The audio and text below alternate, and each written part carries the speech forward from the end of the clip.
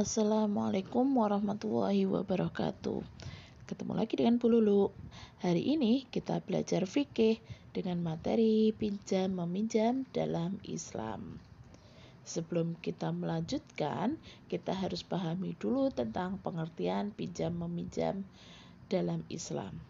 Pinjam meminjam dalam istilah fikih dikenal dengan ariyah. Ariyah berasal dari bahasa Arab, artinya peminjaman, di mana ariyah tersebut adalah meminjamkan apa mau lali. Assalamualaikum warahmatullahi wabarakatuh. Bertemu lagi dengan Bu Lulu dalam mata pelajaran fikih materi pinjam meminjam dalam Islam. Sebelum kita lanjut ke pembahasan selanjutnya, Pieto.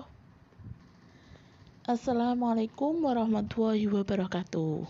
Bertemu lagi dengan Bu Lulu. Pada hari ini kita akan belajar fikih, materi tentang pinjam meminjam dalam Islam.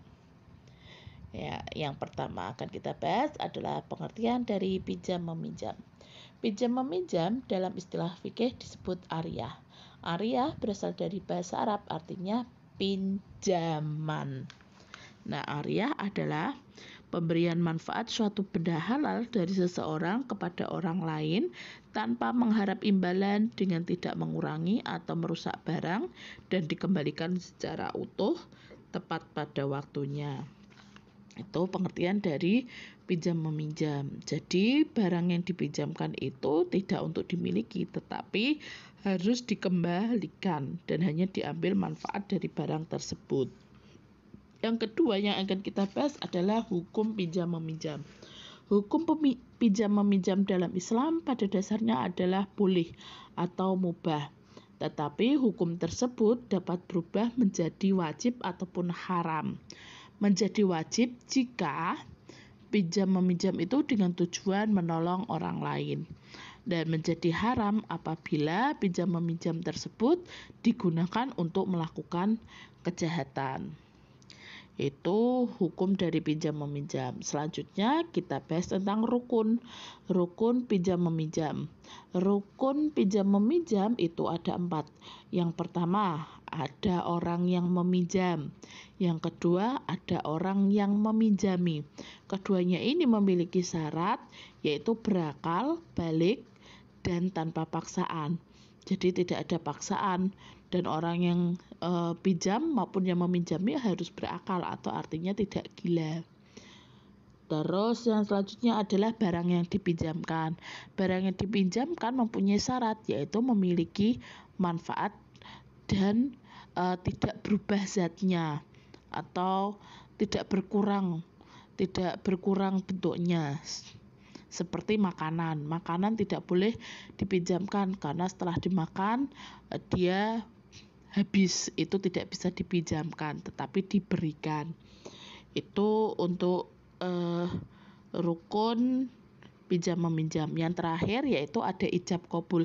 Ijab qabul itu artinya kesepakatan antara peminjam dan orang yang dipinjami, harus sesuai dan harus dilaksanakan oleh peminjam maupun yang meminjami. Yang selanjutnya adalah dalil pinjam meminjam. Dalil pinjam meminjam itu ada pada surat Al-Ma'un ayat 7 yang berbunyi wa yamna'unal ma'un, dan enggan menolong dengan barang berguna. Jika digabungkan dengan ayat sebelumnya, itu dikatakan bahwa celakalah mereka, yang dilanjutkan dengan dan enggan menolong dengan barang-barang berguna. Jadi dapat disimpulkan, maka Allah mengatakan, Allah berfirman bahwa orang-orang yang tidak mau menolong itu orang-orang yang celaka. Dan selanjutnya yaitu juga ada dalam surat Al-Maidah ayat 2.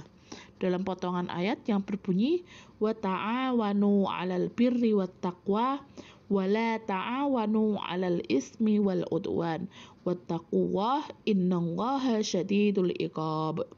Yang artinya, dan tolong menolonglah kamu dalam mengerjakan kebajikan, dan jangan tolong menolong kamu berbuat dosa dan pelanggaran, dan bertakwalah kamu kepada Allah, sesungguhnya Allah maha berat siksanya. Surat Al-Maidah ayat 2. Jadi di situ jelas bahwa Islam membolehkan untuk pinjam meminjam dengan tujuan yang baik atau dengan tujuan untuk saling tolong menolong.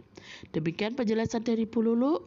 Kurang lebihnya mohon maaf. Terima kasih. Wassalamualaikum warahmatullahi wabarakatuh.